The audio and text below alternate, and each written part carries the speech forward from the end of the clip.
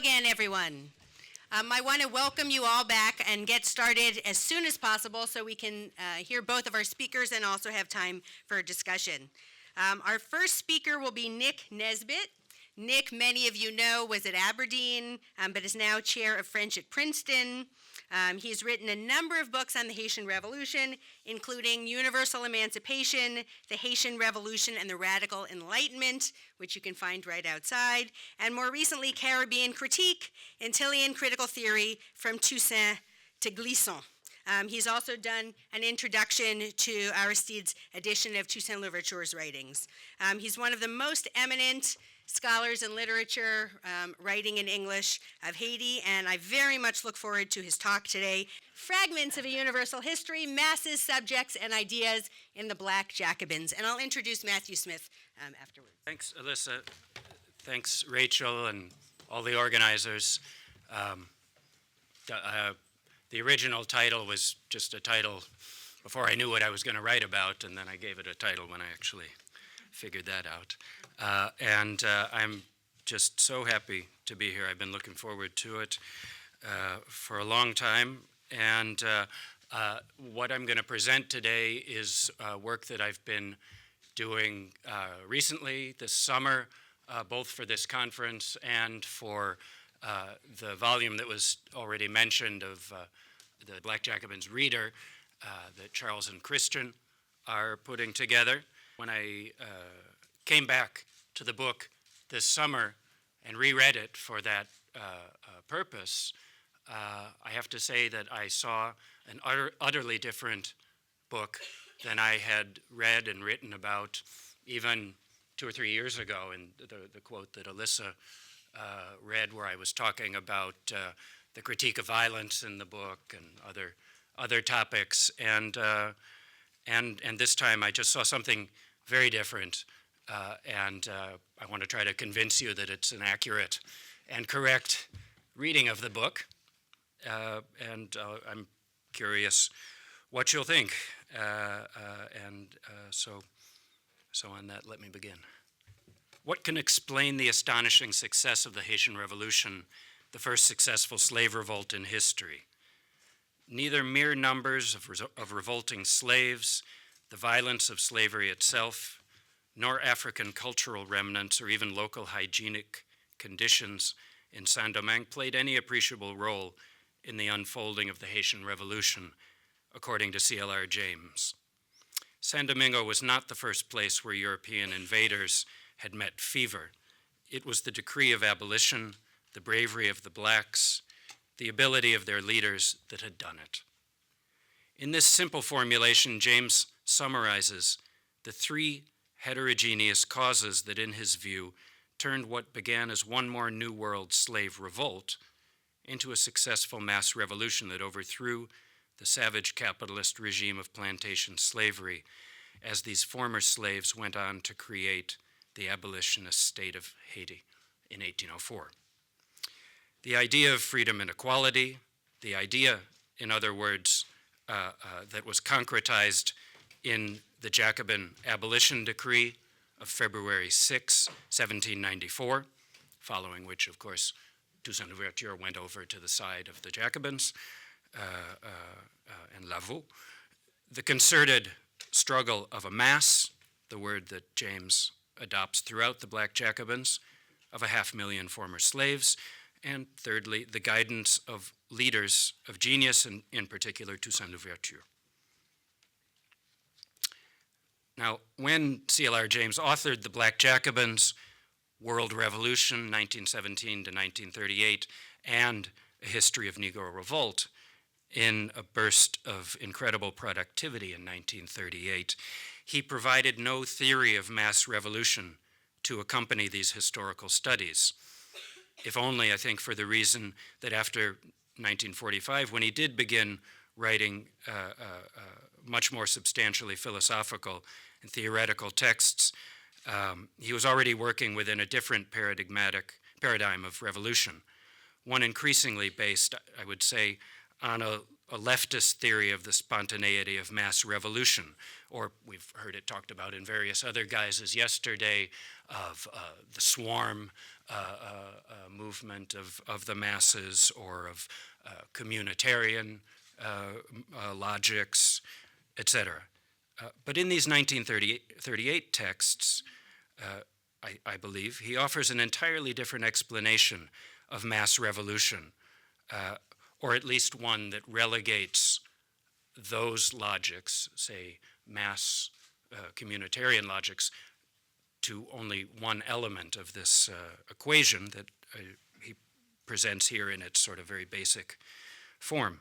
A different explanation, one based on the necessary mediation of a leader of genius, but without articulating its theoretical basis. It's as though we were forced to, and we've had this comparison a couple of times today and yesterday, as though we were forced to construct Marx's concept of the capitalist mode of production based only on historical studies such as the 18th Brumaire of Louis Bonaparte or the Civil War in France. So in what follows, I wish, but in a very preliminary manner, to begin constructing this undeveloped or unarticulated 1938 concept of mass revolution.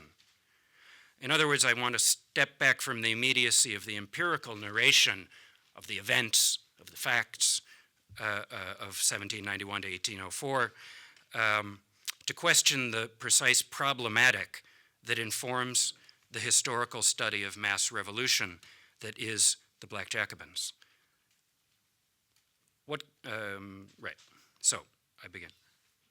The Black Jacobins is unabashedly universalist in its unwavering commitment to tell the story of the Haitian Revolution as a moment or fragment in the universal history of mass revolution against capitalist oppression that is James's passionate commitment. So I'm not talking about Susan Buckmorse's universalism or maybe the one that I talked about in my book, Universal Emancipation, a very specific notion of the universal, I think, is at work in the Black Jacobins. The Black Jacobins assembles a series of heterogeneous fragments to form the structure of a historical conjuncture that is the Haitian Revolution. The book is radically anti-historicist.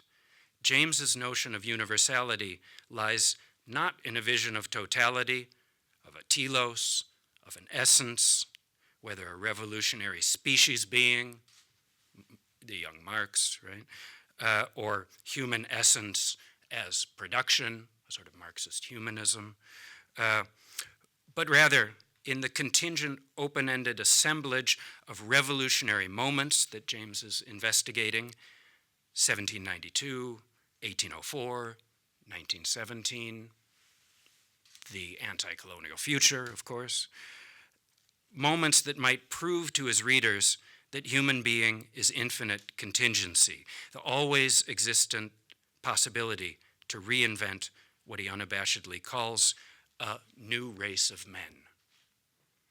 The Haitian Revolution is a singular moment in the universal history of mass revolutions that James is writing in 1938, culminating in the near simultaneous publication of these 3 volumes. To say that this history is universal isn't to claim that it forms a closed or linear totality. Instead, James marks out a series of explosive flashes, and here I'm also thinking of Bill's talk yesterday in his comparison to Walter Benjamin's theses on history that I found so suggestive.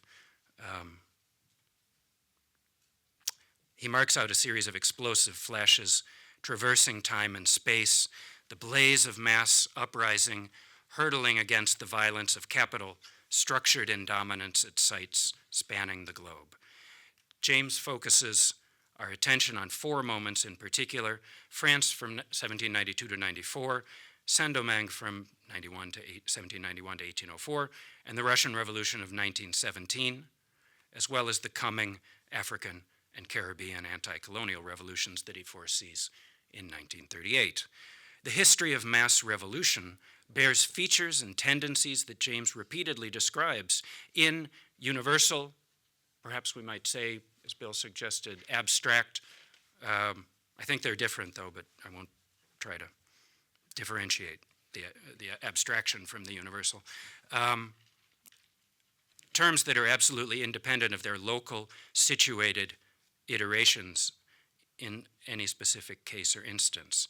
So I think there are three dimensions of this universalism working in James's argument. First, the Haitian Revolution enacted the localized destruction on one Caribbean island of what was, by the 1790s, a global universalizing capitalism that strove to reduce populations to dependency on the market via the expropriation of their means of production. So a sort of classic Marxist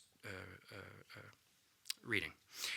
Slave-based plantation labor, such as that James describes in its savage violence, seizing the African from a traditional social existence to be cast into the Caribbean crucible of ultraviolence and brute labor, was in this view among the primary forms of what Marx famously called the primitive accumulation of surplus capital that led to the Industrial Revolution of the next century.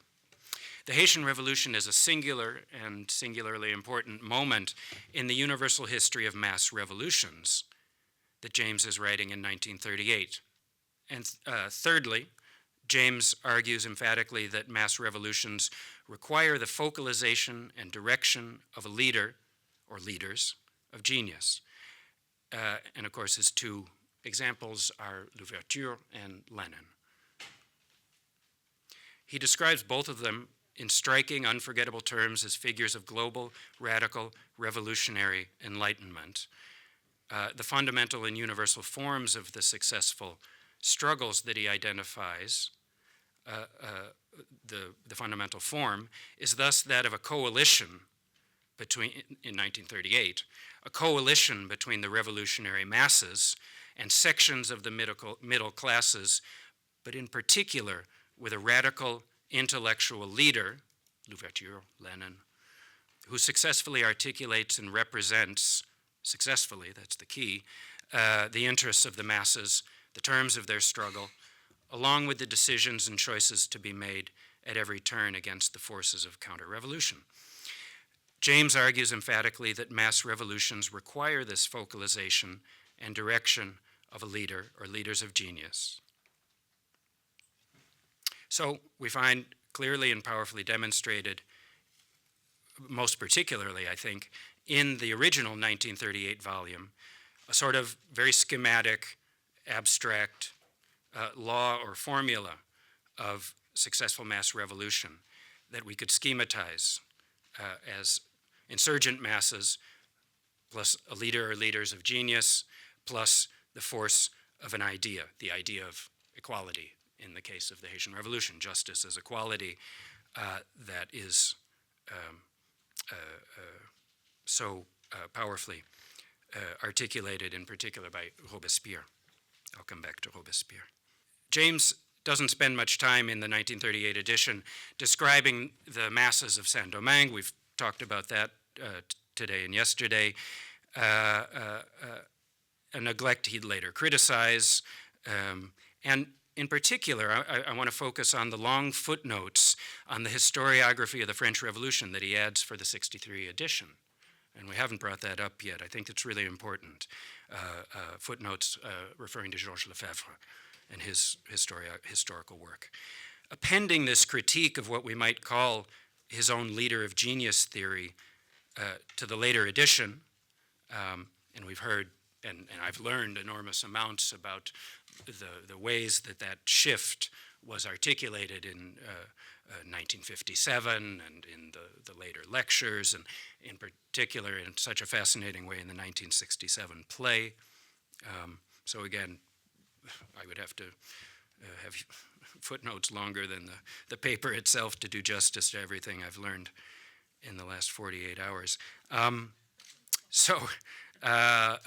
So I think we need to carefully attend, however, to what might be lost even by the mere addition of a couple of these long, convoluted footnotes on Lefebvre.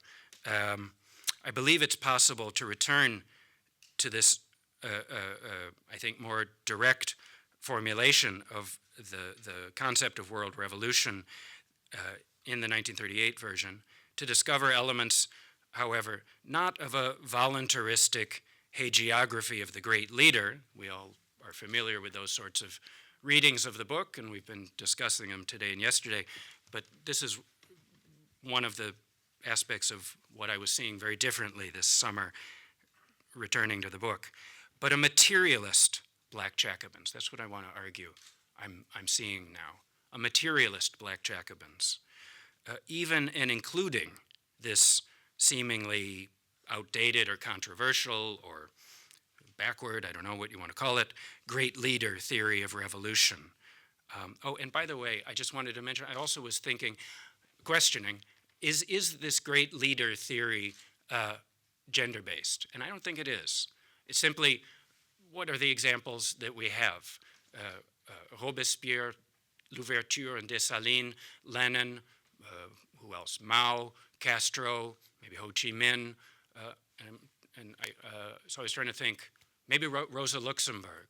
And of course, she didn't lead a successful revolution in Germany, but one could imagine she might have. And what was missing was a different element, the element of a mass movement.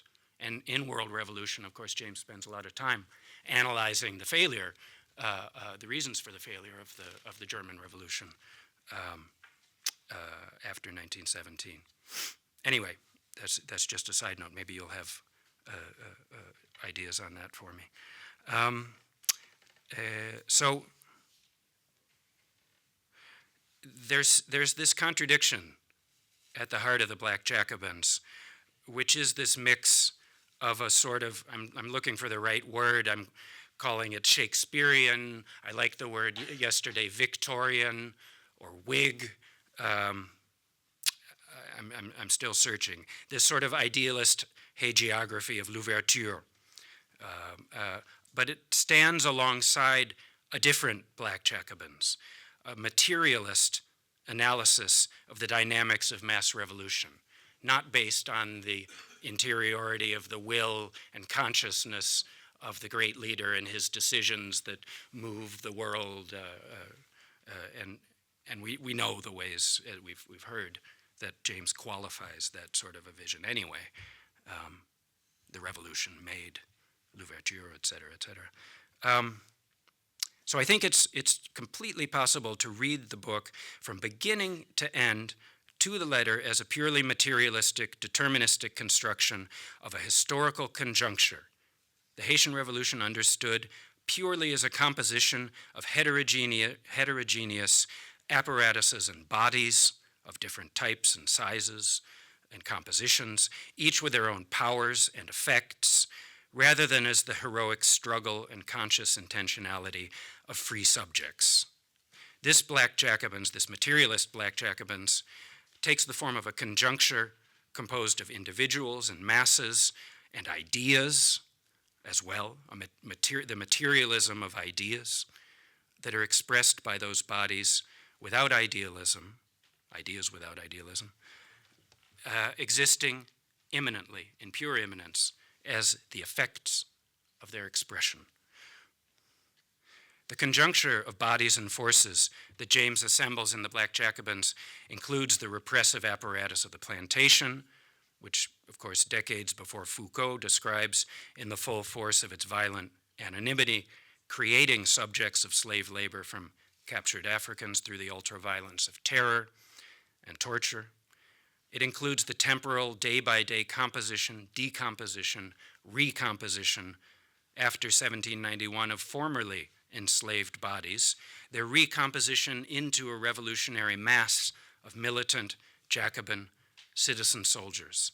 This composition of bodies and forces equal to their effects includes as well the imminent materialist movement, decomposition and recomposition of ideas, ideas that exist in the immediacy of their expression in any given time or place. And when I say Jacobin, of course, I'm referring to the fact that these soldiers were Jacobins during the period of time when that term was appropriate. They were soldiers of the French military, et cetera, but also in a more fundamental sense, of course, as well. Virtually the entire text of the Black Jacobins consists of the description and interpretive analysis of situations, actions, and their effects. This is what I was seeing this summer. On close reading, even famous passages like L'Ouverture reading Raynal say literally nothing about Toussaint's psychological interiority, but simply register the repetition of an action. Over and over, Toussaint read this passage, "A courageous chief only is wanted." Where is he? Citations from Toussaint's letters, descriptions of battles, tactics. At every moment, James's original incisive interpretations of the actions he describes. These make up the text. Even and especially the descriptions of L'Ouverture's decisions, I think, can be read in this materialist way, as no more than the actions of bodies and their effects, without any imputed notion of psychological interiority.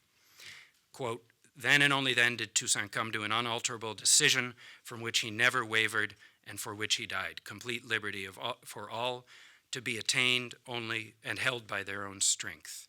This decision, for example, is not the unfolding of an interiority, but remains strictly equivalent to the change in nature in his actions from that day forward. We know of Toussaint's so-called decision to rally to the cause of anti-slavery and equality, not through access to his interior thought process or intentions. I mean, James, as far as I can tell, never imagines or imputes novelistically those sorts of things into the book, but rather via the sum of his actions, speeches, letters, the organization of the economy, of strategies, etc.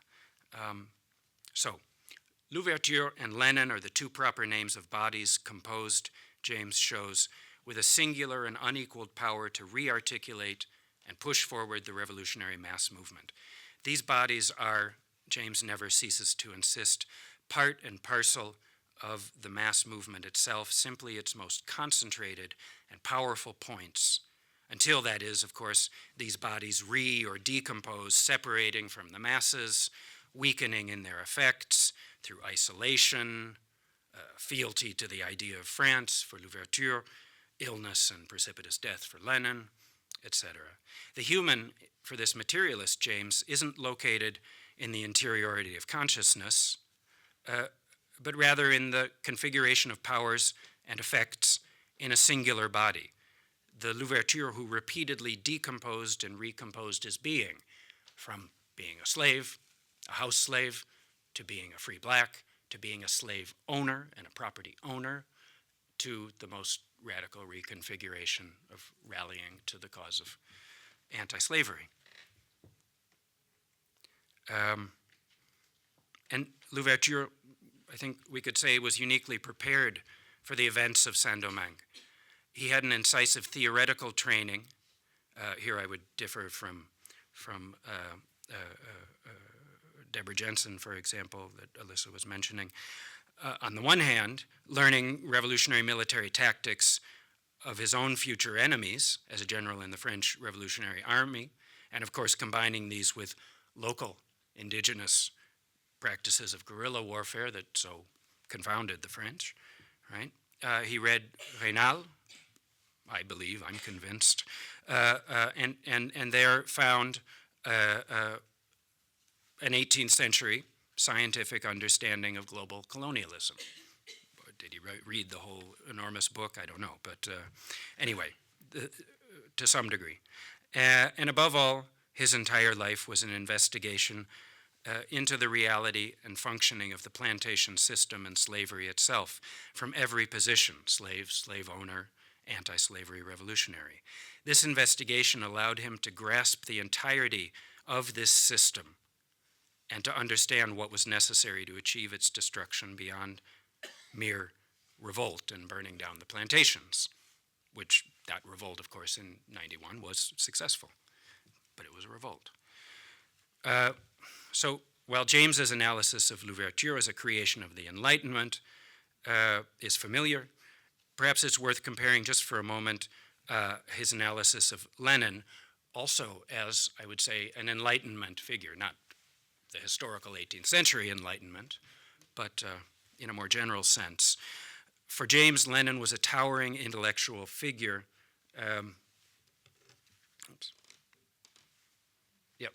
For James, Lenin was a towering intellectual figure, a genius of enlightenment and insight, standing even above Marx, thanks to his mastery not only of theory, but of practice as well. I won't read the quote. James's Lenin, like Toussaint, is first and foremost a great European intellectual, a product of a radical Enlightenment tradition that unites philosophical and theoretical knowledge with a will to social justice and equality. As he does in Black Jacobins, James sets the intelligence and insight of the leader of genius in contrast to what at other points he calls the instinctive movements of the masses. We've talked about that as well. The effect of this unequaled charismatic strength of the revolutionary subject is to focus, sustain, and successfully carry forward the struggle of the masses to a degree impossible, James argues, without such a leader. This is just the second half of the quote. I'll just leave it up there. Unlike the struggle in Saint-Domingue, wherein James's analysis, Toussaint's hesitancy to declare independence and wage a full struggle against the French actually came to hinder the cause of anti-slavery, Lenin, in the anti-Stalinist analysis of world revolution, carried forward the revolutionary struggle without compromise, struck down only by his physical incapacitation, but never by lack of correct understanding of the situation. Okay, and now in the next section, I want to briefly mention what I see as the main problem with this logic of successful mass revolution in the Black Jacobins. And I think it's James's analysis of the French Revolution. I think there's a real problem there. The equation of a successful mass revolution that he proposes in his 1938 works, if I'm correct in seeing this there, is that of a mass struggle with against an exploiting class in coalition with a leadership of genius, animated by the idea of equality, so these three things.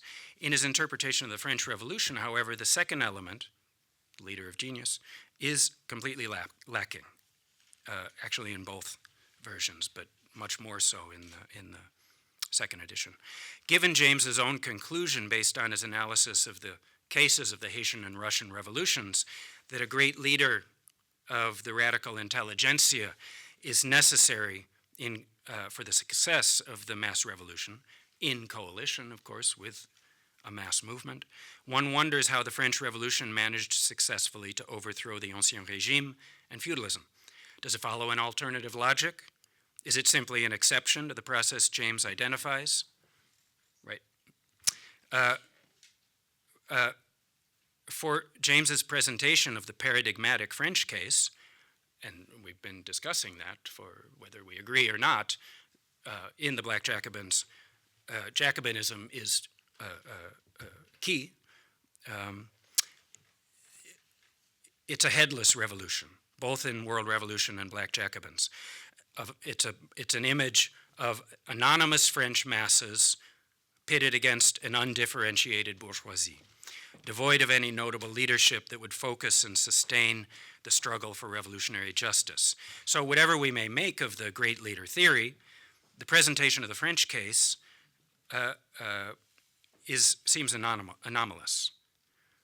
If the analysis isn't universal but is only true for the Haitian and Russian cases, then James would seem to have failed to account for the exceptionality of the French case, as well as to have offered a universal model of successful mass revolution.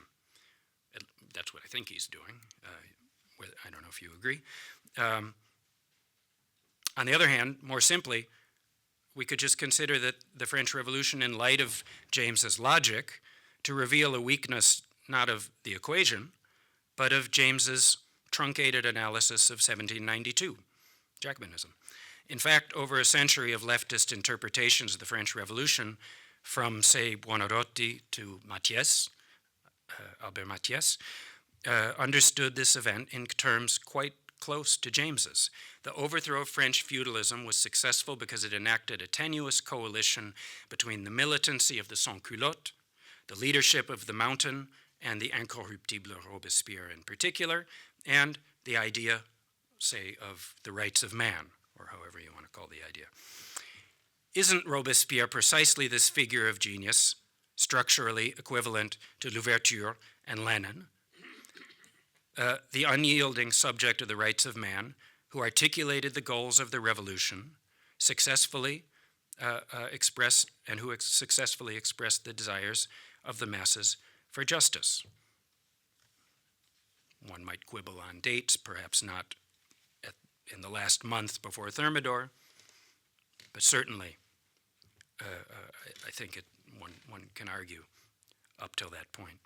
This revolutionary, who for decades after 1794 stood as the embodiment for decades and decades, the embodiment of egalitarian radicality, is reduced in James's reading, in both editions, to the sinister dictator.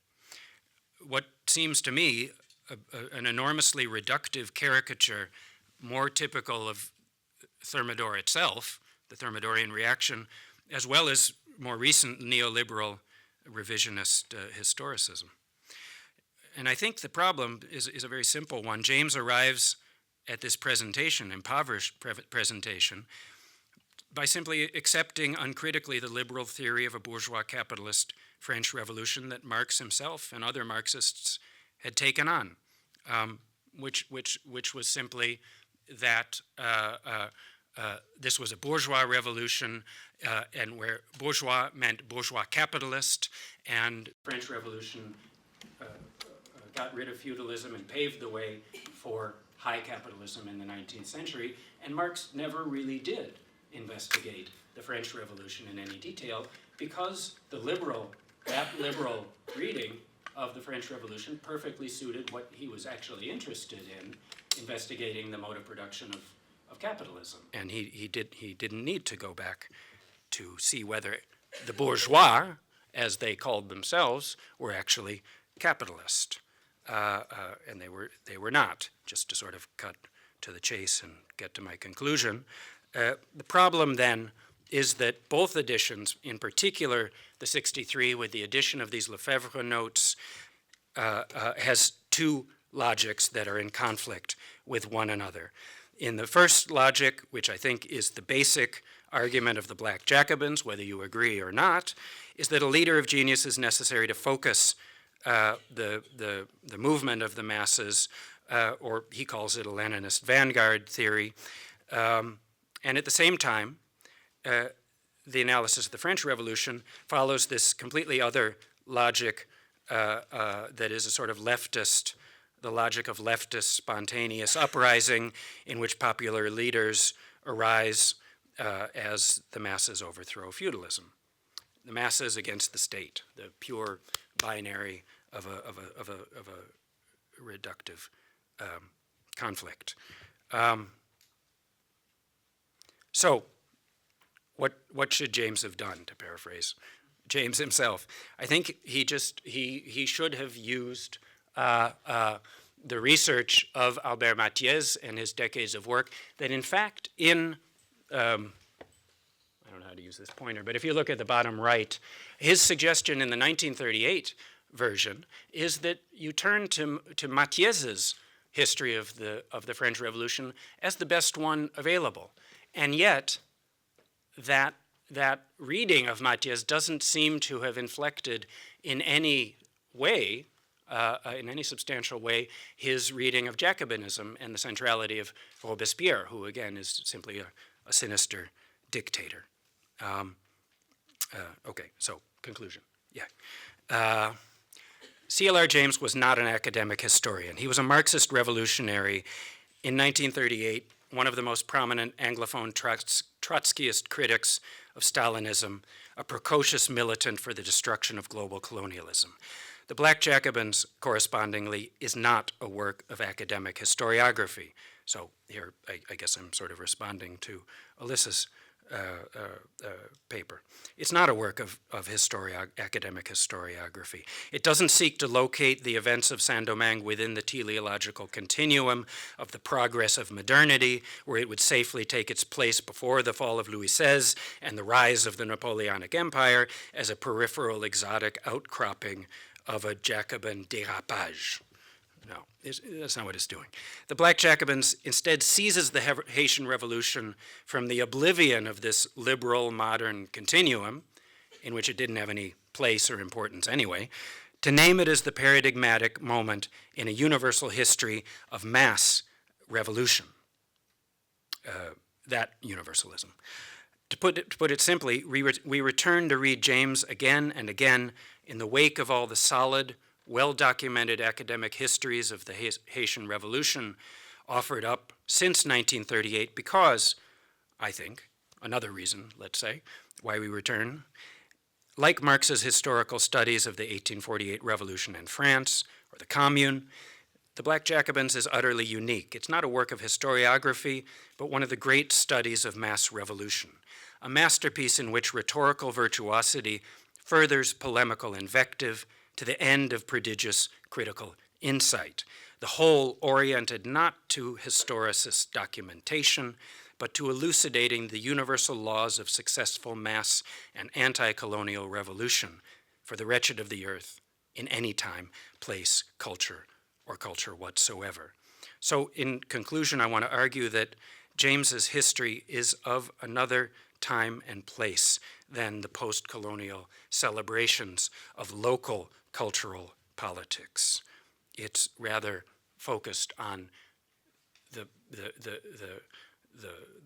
concept of the production of successful mass revolution.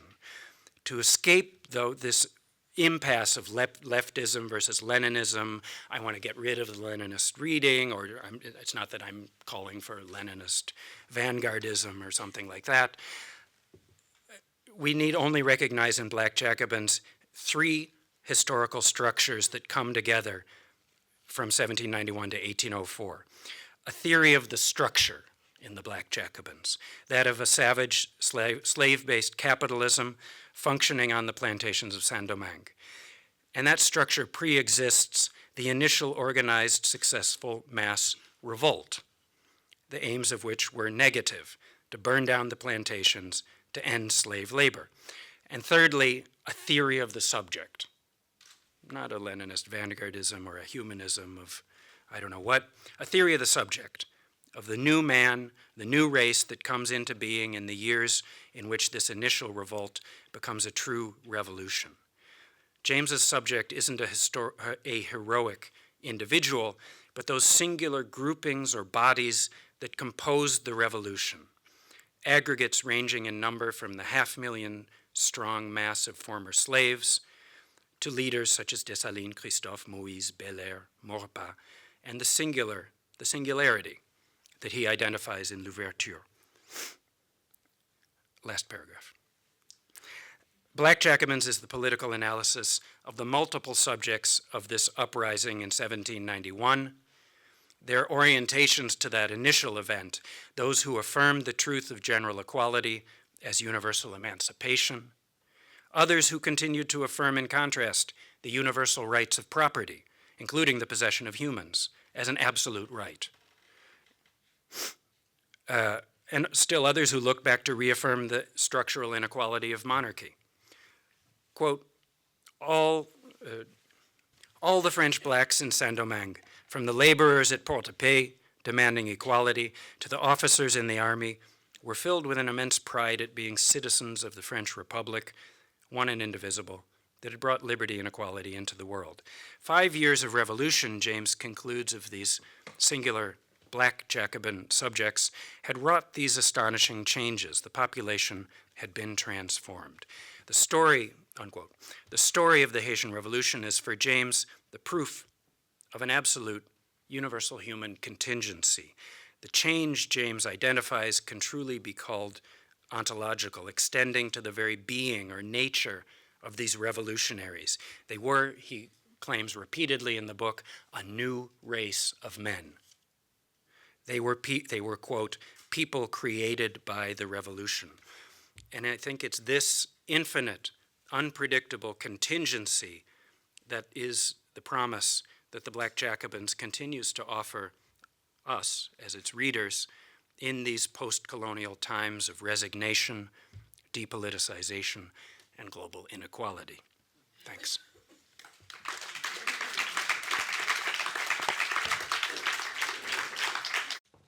Thank you very much, Professor Nesbitt. I'm delighted now to introduce Matthew J. Smith. Matthew is Professor of History at UWI-Mona. He's the author of The Red and the Black, Radicalism, Conflict, and Political Change, 1934 to 1957. He forgot Haiti from the title. Oh dear, okay. Matthew works on so many different topics that I cannot possibly keep up, but some of the projects I know he's been working on concern an earthquake in Haiti in the 19th century, relations between Jamaica and Haiti. He's continuing to work on 20th century Haiti. I would argue that Matthew is the leading non-Haitian historian of Haiti in this generation, and I think that my Haitian colleagues like Patrick Bellegarde-Smith, Michel Hector, and Nadev Maynard would agree. Although I have to say that Millery Polonais is starting to lap up on your heels, so it'll be interesting to see both of you produce lots of new interesting work. I think that Professor Smith combines a real seriousness about the archives with respect for the work done by Haitian scholars. The spirit of the thing, the Black Jacobins and Caribbean Discourse on Haiti. Matthew J. Smith. And I want to thank also the organizers for the conference. It's been really, really rich, and it's a great honor for me to be here to present. I've learned a lot from all the presentations yesterday and today. It's been very, very informative. One of the great benefits of a conference like this that focuses so much on one book, one work, is that you get to see so many different interpretations of that work and the way in which that work sort of led to all of these other areas and issues of discussion and exploration. And what I hope to do this morning is to present yet another version of that, another way in which the Black Jacobins, I think, should be seen or contextualized. It is not an overstatement for me to say that I was forever altered by my first reading of the Black Jacobins. There are moments in my life where its course has been so affected by an event that I remember with precision the circumstances that led to the change. The first time I read the Black Jacobins was one such event. It was in the early 1990s. I was a student in Jamaica, where I'm from, preparing for my Caribbean Examination Council exams. And the Haitian Revolution was part of a theme on slavery and emancipation. I suspect, like many other history students in the post-colonial Caribbean, the Haitian Revolution appealed to my curiosity, if for no other reason than it represented such a radical departure from everything else we had learned. The outcome was what thrilled me the most, the story of a revolutionary triumph over slavery, though I had no way of appreciating the wider significance of that triumph. I lacked the knowledge of how complex slave societies were, and hence could not fully grasp just how much the revolution overturned. Motivated by an impending examination, determined to learn more. A relative of mine, slightly younger than me, had a copy of the Black Jacobins on his bookshelf, and I noticed it on a visit to his house. He too was preparing for his history exams. I recognized the title instantly. If I saw it as classical, it was because the title was familiar to me. It was on the syllabus for my exams as a supplementary text, recommended for students and teachers who wished to do further reading. My relative had been diligent to buy all of the books so listed. I wasn't so inclined at the time. At any rate, the Easter holiday was coming up, and determined as I was to get a handle on the Haitian Revolution, I borrowed it from him. For the entire weekend, I was occupied only with the reading of the book. I began on Good Friday and finished on Easter Sunday. The days changed, the rain fell, the sun returned, and I read. I was a captive to James's storytelling. All at once, fragments were presented and assembled with such flow and elegance. My knowledge of the Caribbean, not only Haiti, not only the Revolution, expanded with each chapter. From the opening, the property, I saw slavery's brutality from angles that had never been presented before to me in the classroom. Never before had slavery's horror registered so strongly in my mind. The sections on slavery in my high school history textbook, Caribbean Story, for all its merits, were by comparison dilute summaries of an institution that had powerfully transformed the lives of millions and profoundly shaped the region I was from. James made all of that history clear to me in the early pages of the book. When Toussaint emerged, the book's hold on me was complete. Haiti, a country so close to my own, yet so far in my consciousness, became important to me. It was more than a revelation, it was an inspiration. By the end of the book and that Easter weekend, I realized the importance of that history to my own history, and more radically, the importance of the past to my present. The Black Jacobins, it is fair to say, brought me to Haiti, and it brought me to history. I have reread the Black Jacobins several times since. As an undergraduate, I read it to understand its historiographical import. As a graduate student, to understand the political theory that structured it. With each reading, I learned more than the last. But what was most affecting for me as my career as a student progressed was the story of Haiti, a country not far from where I was that had produced such a remarkable revolution. Yet even as I embraced the revolution, I sensed quite profoundly that there was an imbalance in my knowledge of Haiti. There were, in fact, two Haitis that existed in my mind and my society. The nation birthed out of the epochal series of events that began in 1791, the Haiti and the Black Jacobins, and another place that was a distant relation to the first, a place of violence and dictators, that too was quite close to where I was. The gulf between these two Haitis could not be easily explained, not in the Black Jacobins or in the other books on Haiti that I read after. And there remains a persistent dissonance on this point in the Caribbean today. The Haitian Revolution story was not silenced in the Caribbean. It was the story of the second Haiti, that post-revolutionary phase that was treated differently in Caribbean consciousness and discourse. Why was this so? How could the Haitian Revolution be so revered, but the Haiti that emerged from it become a source of shame for some people elsewhere in the Caribbean? How did the Black Jacobins contribute to Caribbean discourses on Haiti? In trying to answer these questions, or at least to tease them out this morning, I do not intend to re-examine the book's influences, its arguments, its strengths, its shortcomings, or its political framework, all issues which have been taken up successfully by other scholars and in other presentations here. Instead, I will attempt to explore its reception and its significance to generations of Caribbean people who read it. What I hope to demonstrate is that the book's career paralleled an evolving relationship between Haiti and its Caribbean neighbors between the 1930s and the 1960s, the period roughly between the two editions of the Black Jacobins.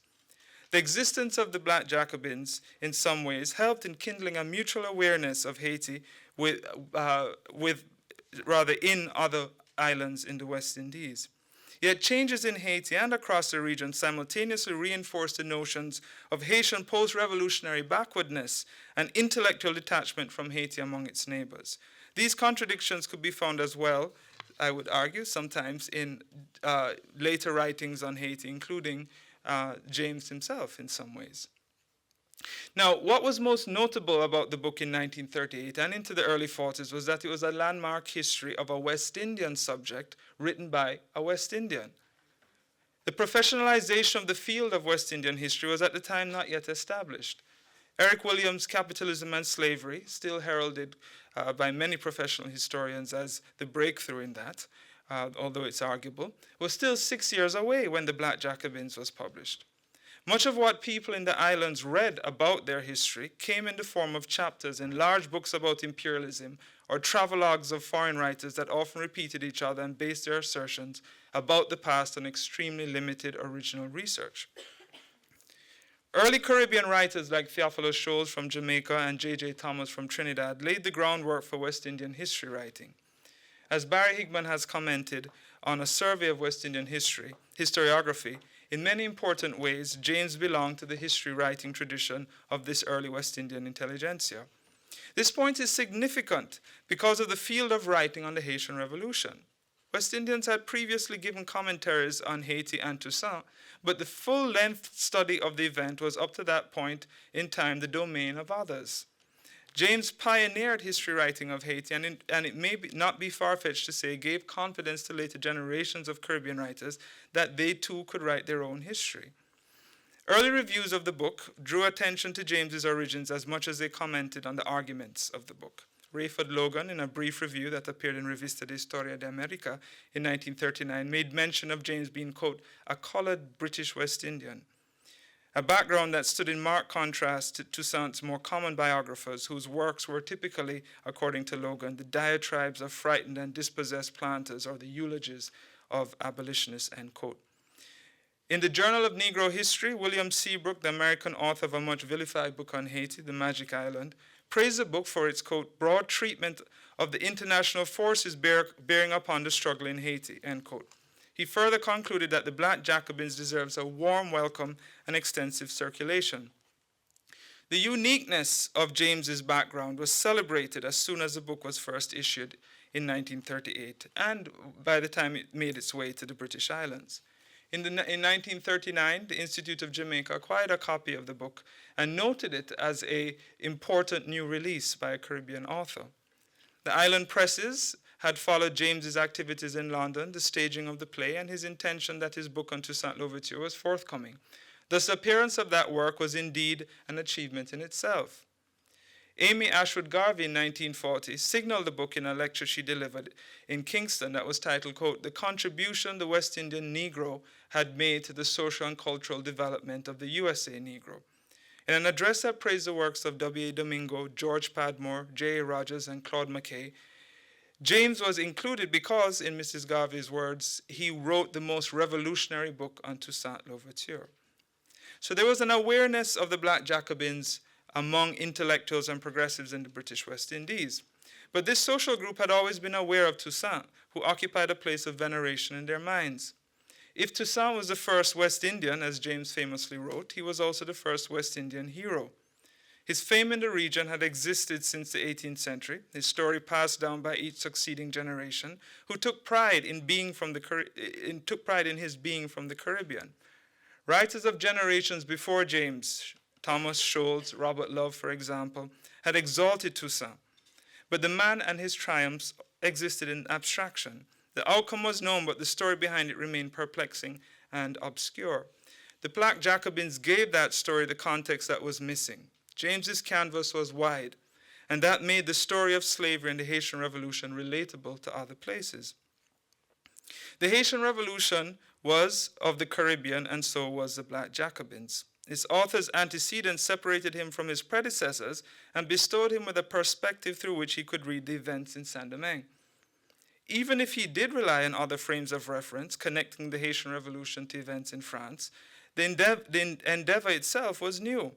The effect of this is well summarized by Gordon Roller in a retrospective commentary on the book. Quote, another aspect of the Black Jacobins is that it must have been the first time that the Haitian story was told by a Caribbean person who had a sense of the depth and significance of it. Perhaps it would take a Caribbean person to understand the dynamics of that revolution. There was a Caribbean, an African-Caribbean story at the core of the Haitian Revolution, and that story didn't evade James's notice at all. In essence, it's the story he's telling, a Caribbean story, an African-Caribbean story, an African-Caribbean drama, end quote. This sense of the embodiment of the historical experience in the book excited Caribbean intellectuals who read it in the 1940s. Historian Roy Auger has noted that he first came upon the Black Jacobins while still in secondary school in St. Lucia in the early 1940s. It was suggested to him by one of his teachers who studied French history. The teacher had been transformed by the book, and so was Auger, who saw it as a revelation in both the story it told and the way it told that story. When Auger left the Caribbean for England, he discovered that other West Indian intellectuals there, including John Hearn from Jamaica, had also read the book and were equally moved by it. The Black Jacobins also entered British Caribbean consciousness at a time in which there was a great degree of change in the region. The labor rebellions and the first thrust towards self-government dominated British Caribbean politics. It made the book highly relevant for the West Indian intelligentsia. But Haiti of the late 1930s and into the 40s was also transforming. The end of United States military occupation in 1934 fueled an intense intellectual reappraisal of Haitian nationalism that aligned in similar ways with the process of nation building in the British Islands. That second Haiti, the one of dictators and coups, had seemed to dissolve in the euphoria of a new, modernizing Haiti that could once again represent a model for West Indian nationhood. A 1940 article on Haitian progress that appeared in the Jamaica Daily Gleaner offered the following assessment, quote, "Power-lusting politicians of the past were Haiti's front-rank publicity men. Of course, there have been failures in Haiti. Where wouldn't you find that? But underneath all, there is a genuine desire to give one's best for one's country or people." End quote. That article praised President Sténion Vincent, referred by his own political machinery as the second liberator of Haiti, who had presided over the return of full political control to the Haitian state. To affirm his commitment to strengthening Haiti's relations with its neighbors, Vincent visited Jamaica in the late 1930s. These efforts were not without effect, as revealed in another comment on Vincent printed in the Jamaican newspapers. Quote, "Benefactor and patriot President Vincent, but more will come from the land over which he has ruled for 10 long years. For hasn't he maintained order in Haiti, in which for several decades up to 1915 was the victim of incessant revolutions, varied by non-progressive despotisms? Hasn't he too been responsible for the rehabilitating of this strife-torn country and revolutionized economic outlook?" To be sure, the negative discourse regarding Haiti had not been completely rehabilitated. Misrepresentations of Haiti lingered in the Caribbean as they did elsewhere. A steady diet of US-produced films and literature of the 1930s and 40s presented an image of a country soaked in black magic and malevolence.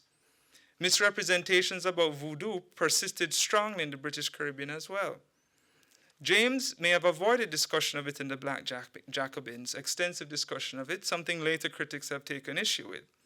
But in James's defense, turning to Roller again, he noted, quote, "At least he doesn't say anything against voodoo. At least he doesn't try to present Haiti in terms of the stereotypes of his time," end quote. James was not the only British West Indian intellectual to avoid attention to one of the most misunderstood aspects of Haitian life. Others who sought to promote regional interest in Haiti in the 1940s focused on the arts, the developing tourism there, President Dumarsais Estimé's bicentenary exposition in 1949 to 1950, Haitian poets like Félix Morisseau-Leroy and Jean Brière. For Haitians, the purpose of this cultural awakening was not only to invigorate internal views of nationalism, but also to present the intellectual and artistic traditions of the Republic to its Caribbean neighbors. Traditions which were rooted in the earliest formation of Haitian identity, and that identity was shared by other islands in the region. Haiti's neighbors, especially those in the British West Indies, absorbed this and expressed a clear desire to cultivate a different discourse of Haiti. Jean Brière, for example, in 1953, traveled to Jamaica on the invitation of the University College of the West Indies, where he gave public lectures on Toussaint and the Haitian Revolution, not to just university students, but also to the general public. At the same time, British Caribbean intellectuals began to consider this new image of Haiti, to cultivate a new discourse of Haiti. Haitian intellectuals were keen to read how their counterparts in the Caribbean interpreted their history. In this context, the 1949 translation of the Black Jacobins, Les Jacobins Noirs, proved important. Once again, timing is significant. In 1938, with the first edition of the book, the labor rebellions and the burgeoning anti-colonial struggles gave the Black Jacobins a sense of urgency, immediacy among West Indian intellectuals. In Haiti, a decade later, the book, which appeared in France, the year of Estimé's bicentenary exposition, figured heavily in Haiti's sense of achievement. Les Jacobins Noirs appeared at the right time. It is also interesting to note that Cuban novelist Alejo Carpentier's novel on the Haitian Revolution, The Kingdom of This World, was also published that same year. So writers and poets in Port-au-Prince read and discussed the book, though it does not appear to have traveled further than the salons where intellectuals gathered. Haitian colleagues I have talked to in Haiti who were in school at the time told me that they didn't recall knowing about the book. James in 1961 would claim that the French translation of the book was, quote, a sort of Bible in Haiti. What is definite is that the book would find a wider audience among Haitian students in the 1980s when a second French edition was published. In the 1950s, however, the Haitian intellectuals who read the book were impressed with it for its arguments. Members of the Haitian left would have picked up on its Marxist framework and possibly have celebrated it for those reasons. The epic storytelling ultimately gave the book its respect among Haitian intellectuals. Ulrich Duvivier reviewed Les Jacobins Noirs for Revisited Histoire d'Amérique and hailed it as, quote, an important work that should be signaled.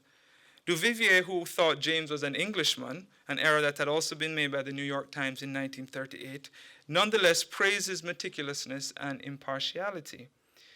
Now, as we know, by the mid-50s, C.L.R. James had become a celebrated writer and thinker whose fame extended beyond the Caribbean and by then beyond the Black Jacobins. Haitian intellectuals, however, admired him most for the book. Indeed, some who read it may not have even been aware of his political activities. Nonetheless, James had cultivated associations with Haitian thinkers from the mid-1930s when he met military historian Alfred Nemou in Paris. In the 1950s, he started a correspondence with some of Haiti's foremost intellectuals, including Bruyère, Maurice Leroy, who he also met in Paris and London, and Etienne Chalier, General Secretary of the Parti Socialiste Populaire, the PSP, the Haitian Socialist Party. Chalier had also written in 1954 a very important Marxist critique of Haitian history, Aperçu sur la formation historique de la nation haïtienne. The essay, Chalier's essay, which opened a lively debate in Haiti, was perhaps even known to James at the time. But it's very clear from the correspondence between James and Chalier that Chalier knew about and read the Black Jacobins. James's correspondence with Haitian intellectuals reveals how James regarded Haitian history's relevance to the British West Indies.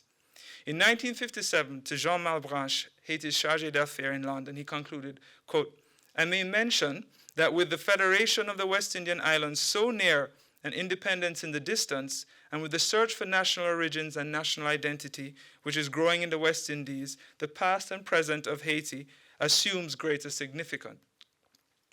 On the invitation of Maurice Leroy, James in 1957 to 58 planned to make his first visit to Haiti to speak about the Black Jacobins and other issues.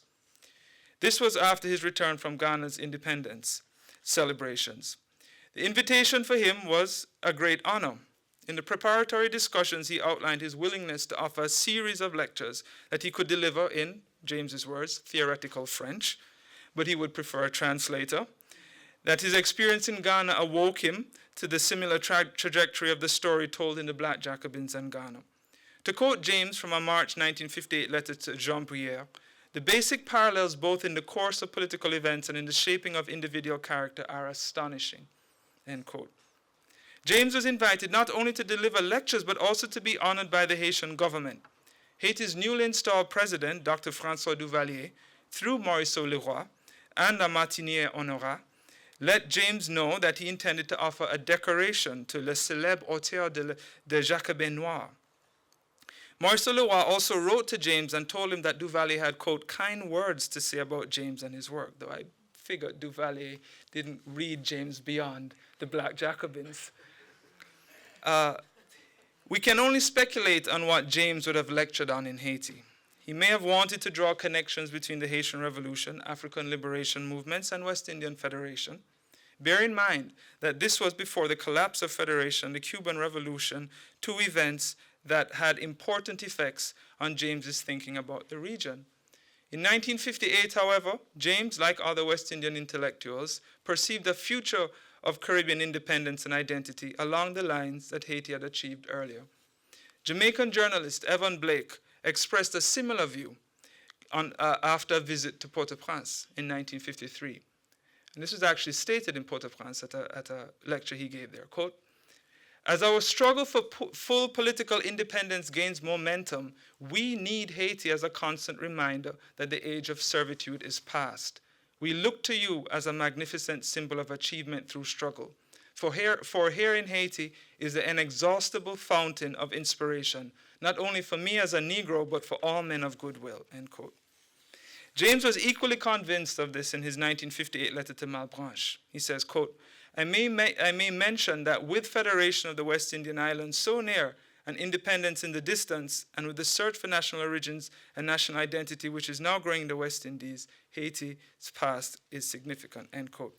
Now, the much anticipated trip to Haiti never materialized. James was invited by the Governor General of the West Indies to attend the inauguration of the federal parliament in Trinidad in 1958. In a letter to Jean Bruyère, he pointed out that, quote, "this new development may have some important consequences for my projected visit," end quote. Once he returned to Trinidad in April after 26 years' absence, James became more involved with political developments there and found it increasingly difficult to fix a date for his proposed trip to Haiti. In Haiti, political developments of a different kind were unfolding in the summer of 1958 and likely had a bearing on James's thoughts about his trip. A group of 3 Haitian exiles and 10 Americans from New York and Florida, led by former lieutenant of the Haitian Army, Lieutenant Alex Pasquet, sailed to Haiti from the Florida Keys with the intention of overthrowing Duvalier. And since I'm in Liverpool, I think it's necessary, I feel compelled to make the point that Alex Pasquet was also a football star in Haiti, one of the greatest Haitian football legends. And at the time before this, he was the president of the Haitian Football Federation. Thought I'd slip that in. He was exiled by Duvalier in 57 and then organized to overthrow Duvalier in 58. Pasquet and his small band were, however, after weeks of tension in Port-au-Prince, assassinated by Duvalier. The bloodletting unleashed by the army and Duvalier's supporters demonstrated for the first time to the outside world just how vicious and ruthless Duvalier was. James quite rightly would have avoided any association with the Haitian government after that. And not surprisingly, the discussions regarding a visit to Haiti stopped. In a 1961 letter to Maurice Philipson, published at Random House, in which James outlined his thoughts on the second edition of the Black Jacobins, he mentioned that he, quote, refused to have anything to do with those who now rule Haiti and have put some of my friends in jail and chased others away, end quote. Maurice Leroy and Jean Billet, both colleagues of James, who he was in regular correspondence with, were by then living in exile in Africa, as were many people who had been exiled by Duvalier to the United States, Canada, and elsewhere. Now, there's a coincidence of events in this period, from the mid-1950s to the early 1960s, that I believe have much bearing on the evolution of Caribbean discourse on Haiti and the place of the Black Jacobins in that discourse. Haiti as a source of racial pride and anti-colonial victory, chief arguments in the book, was a view that deepened in the West Indies during this time, including, as we have seen, in Haiti itself. Yet the expanding violence of the Duvalier dictatorship threatened associations with the Republic among British West Indians, especially for those who, like James, were strongly committed to federation and some form of Pan-African or Pan-Caribbean union. An editorial from a Jamaican newspaper from 1957 during the volatile election campaign that would result in Duvalier's coming to power reflected quite clearly this view. Quote, there was a time when some of the other West Indian islands hoped that Haiti, as the area's first Negro republic, might have some lesson to offer to people who, however mixed in blood and varied in pigmentation, were predominantly African, and like most Haitians, the descendants of emancipated people. The hope becomes more and more nebulous as time goes by, for we're being forced to accept the unpalatable fact that Haiti is politically centuries behind the times, and under these conditions has practically no chance of ever developing fast enough to warrant its becoming part of what some of our dreamers envisage as a wider West Indian Federation, end quote. Now, in the interest of time, I'm going to skip ahead to another section of the paper where I return to some of James's own thoughts about Haiti in the 1960s. It's interesting that the extraordinarily prolific C.L.R. James did not offer any extensive treatment of Haitian history after the Black Jacobins. In the period between the two editions of the book, there's only passing reference to Haiti in his work. Yet, in 1963 to 1964, probably stirred by recent events in the Republic, and the reissue of the book, he offered some glimpses of his thoughts on Haiti in a few pieces. I would like to very quickly talk about some of that. In particular, a short article he published in 1964 called Black Sans Culotte. If from Toussaint Louverture to Fidel Castro was the appendix to the Black Jacobins, then Black Sans Culotte might be considered as a sort of epilogue. The article first appeared in October 1964 in an issue of newsletter published by the Institute of Race Relations in London. James makes his argument very clear in the opening lines of the article. Quote, the Black Jacobins of the Haitian Revolution of 1791 are the Black Sans-Culottes of 1964. This is now. Duvalier's declaration as president for life in between the reissue of the Black Jacobins and the appearance of Black Sans-Culottes sets the tone for James's reappraisal of post-revolutionary Haiti. Ideologically, the Haiti of 1964 had little resemblance to the Haiti of 1804. The image had changed. But the revolution was still to be regarded as a touchstone for imagining what could be possible in Haiti for the black sans-culotte, the 20th century peasantry that had become victimized by a parade of self-aggrandizing tyrants. In one of the most perceptive lines of the essay, James reflected on how that recent history, that second Haiti, had infused the memory of the Haitian Revolution and its aftermath, and importantly, how people wrote about Haiti. Here's James, quote, "Conceptions of the method and aims of the writing of history have not stayed where they were in 1938, and their developments has affected the image of Haiti," end quote. The image of Haiti in '64, and indeed up to the 1980s, was defined primarily by what James referred to as, quote, "the jungle politics of President Duvalier." Most commentators of Haiti during this period would not have disagreed with James's conclusion that, as this is what he says in the article, Haiti was, quote, "the most backward state in the Caribbean."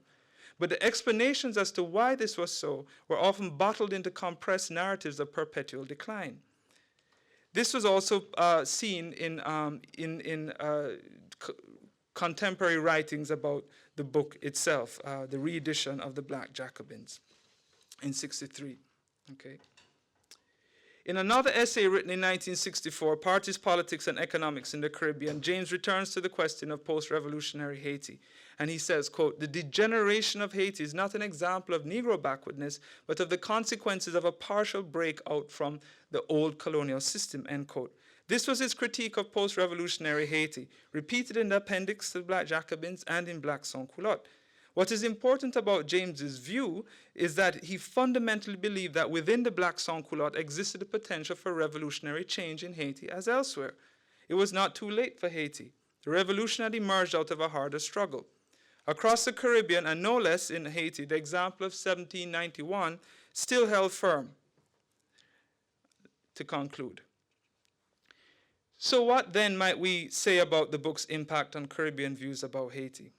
It is too much to expect one book or author to change centuries of commonly held views about Haiti, in the Caribbean as elsewhere. But in the Black Jacobins, C.L.R. James opened up for Caribbean people, to whom he devoted much of his work, possibilities for new inquiries into their origins.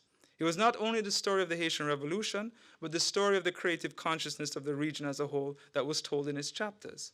This idea has resonated strongly for Caribbean people who have read the book. The teaching of the Haitian Revolution in Caribbean schools today is in many ways a testament to James's success in that effort. A legion of other historians have built on James's work, and their contributions echo in how the revolution is taught. It is no longer viewed entirely within the context of the French Revolution. A 1960 high school textbook from the West Indies, The Making of the West Indies, the first textbook of its kind, had a question for history students that read, "How far do you think the Haitian Revolution was part of the French Revolution?" There's a question very much of its time, and it would have expected students to draw on the Black Jacobins. By contrast, a history textbook from Trinidad and Tobago from the 1990s, around the time I would have first read the Black Jacobins, devotes an entire chapter to the Haitian Revolution, and the accompanying exercises for the students reflect the advances since 1938. Two short examples will suffice. One, imagine you're at a voodoo ceremony. Write a short song which you would sign to tell the other slaves about the planned revolt. And two, Toussaint Louverture has asked you to write a short message to take to all the people of Haiti, telling them what he wants the country to be like. What message would you compose? I wonder what James would have made of those questions. In one of the most remarkable passages in the Black Jacobins, which comes early in the book, James captured what the French Revolution meant for the enslaved of Saint-Domingue, who got wind of transformations in the metropole through loose talk in the colony. Quote, "They had heard of the revolution and had constructed it in their own image. It was gravely inaccurate, in fact, but they had caught the spirit of the thing." Whatever one may conclude about the Black Jacobins or the multiple discourses on Haiti in the Caribbean, the essence that Haiti's history before and after 1804 is a fundamental part of the story of the Caribbean remains unimpeachable. To recognize this of the Black Jacobins is to have caught the spirit of the thing. Thank you.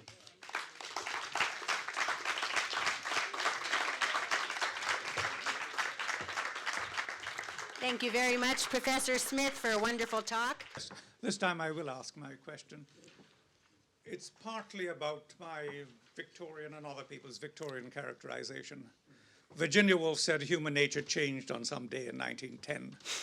One of those changes were different ways of art, etc., seeing the world, the breakup of the linear thing, that the 19th century novel was story, characters and class no longer possible. One of the other elements in that, of course, was psychology. In a sense, not being an Edwardian, but being a Victorian, James misses out on those two things. Any thoughts on that? And just a quick comment to Matthew. I did, in one of the few pieces I've ever published, do a piece on British West Indian migrants to Haiti.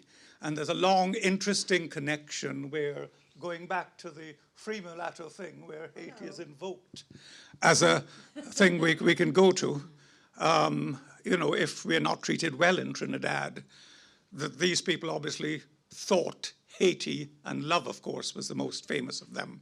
We should go there. Thank you for two great papers. I also am going to have to go back and process all of these things that I've been hearing over the past couple of days. So a question for Nick on those Lefebvre footnotes. And perhaps I'll paraphrase one of someone's questions to me yesterday differently for you.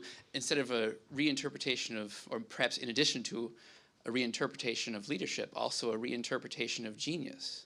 Because genius sometimes smacks of the more moderate or conservative elements of the Enlightenment, which I know you know more about that than most of other people. But I wonder if there is use for or potential in a new and different understanding of genius that would be more consistent with both the history that we've been talking about and also the idea that ideas often come from groups, masses, or being part of something larger rather than in isolation from them, right? The idea that Lefebvre critiques is that individual genius is that. It's individual, not part of a collective. But what if the opposite is true? What if genius comes precisely from being part of something larger? I wonder about your thoughts about that. I've never heard of that essay, Black Sans-Culotte, but thinking about it, even though, as you were telling, it refers to the years of Duvalier, but my question would be, couldn't you apply it in some ways to the Black Jacobins too? For example, the passage you wrote, you read out at the end, the very famous passage, that these are not really Black Jacobins. I would call them also more Black Sans-Culotte somehow. I have to say, I'm not enough of an expert on English culture to. I'm still looking for the right word. Victorian seemed to convince me. The distinction between Edwardian and Victorian in James's intellectual makeup. I'm not sure. I'd be. Sorry? Modernism and how modernism looks at the world. Well, Compared to the Victorian way. well, but I think that I'm trying to get at something more specifically English, and I don't really have the knowledge to do so. In his upbringing, not just as a subject of modernism from across a global modernism, but being raised within an English colonial milieu, and the ways that may have inflected his rhetoric and narrative, and the various decisions and ways that he presents those, and so I'm still looking. Perhaps you have something to say more than I do. I'm sorry. I'm still searching. But the fact that the point that I'm trying to focus on is precisely the capacity that I suppose Rousseau first identifies of human beings to constantly reinvent themselves. And there's something particularly, let's say, compelling, James argues, in these transformations that a figure like Louverture undergoes, as well as generalizing that to the transformation of slaves into a military that defeats the most powerful military in the world, Napoleon's, and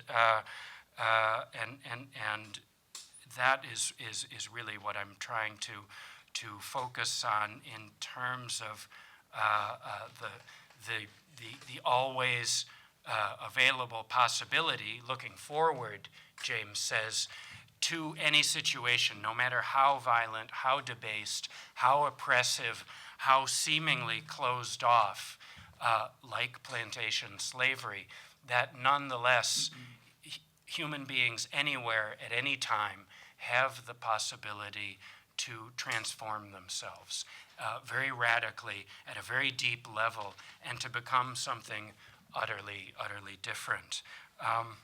So I'm still searching in terms of the appropriate focus on Louverture for the right term, but I think that maybe the answer I'm coming up with isn't necessarily Victorian or Edwardian, or but rather something that's really suggestive, that distinction between genius and leadership, and also the fact that ideas come from a group. And I don't want to use the term genius, it's so loaded. I don't want to really even focus on leadership. And so I think subject is the term in a very specific understanding that would take us down another road. But I think that simply identifies the way that someone like Louverture transformed himself from property owner and slave owner, as well as previously house slave, to a subject of not Paris, not French Jacobinism, not Robespierre or anything like that, but a subject of the idea of justice as equality that someone like Robespierre articulated so powerfully. I think also Louverture focused this idea around a different criterion, that human beings can't be property, in a way that goes far beyond the French, even after the abolition. So I would say subject rather than genius. Thanks. Matthew? I'll be very brief. Yes, I agree with the point. I agree with you, yes. A further development of the notion of subject, all of the 500,000 former slaves were subjects of anti-slavery, certainly, and they were transformed. But furthermore, James makes the claim that one of those subjects in particular, not only that one, but to the, let's say, highest degree, Louverture, focalized, I would say, articulated in acts of speech, in letters, speeches, decisions, orientations of those under his command, et cetera, all sort of materialist things that don't depend on a psychologism, but that he was a subject in a different sense, a subject who formulated and articulated an uncompromising and very radical fidelity to, I would say, a concept of justice as equality, understood in a very different and unique way than it was elsewhere in the orbit of the French Revolution. That is, humans can't be property.